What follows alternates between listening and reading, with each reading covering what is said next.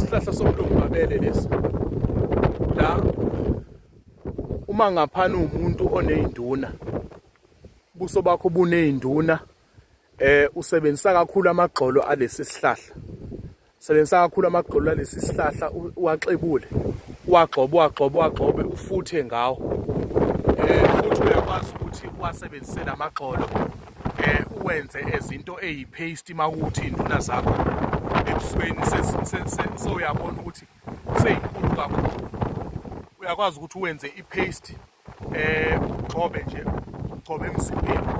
Mangaphane kokuthi ufuna ukwenza into yokugcoba i-oil, thola i-olive oil, ubese wenzela amagxolo alesi sihlahla impuphu, ufake kwi-olive oil, ulokwane ukugcobisa, ufake kancane, uyifake kancane i-turmeric, ufake kancane i-turmeric, ungayifaki kakhulu, uzoba mhlophe kakhulu uma kuwukuthi ifaka nje into encane ye-turmeric, uyabona? Uma kuwukuthi uyabona ukuthi isikhumba sakho sesize sonakala, mhlambe waze waqoqa, so ukuze ukwazi ukuthi ube right, into le esiza kakhulu ebantwini abasuke befuna ukulungisa ubuso babo, bakwazi ukuthi baphile babe right. Siyathokoza.